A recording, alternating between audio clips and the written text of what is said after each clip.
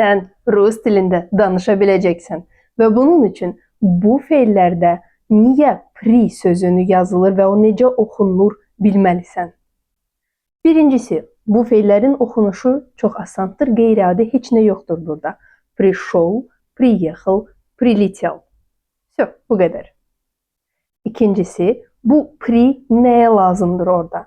Əgər söhbət hərəkət feillərindən gedirsə, o zaman pri bizə tərəf, kimsə bizə gəlirsə, onda istifadə olunur. Yəni, приехал, пришел və прилетел hamısı gəldi kimi tərcümə olunur. Sadəcə пришел piyada gəldi, приехал maşınla, hər hansı bir nəqliyyatla gəldi, прилетел isə təyyarə ilə gəldi, yəni uçaraq gəldi deyiriksə, o zaman bu şəkildə istifadə olunur. Profilə keçin və növbəti paylaşımlarda özünüzü test vasitəsilə yoxlayın.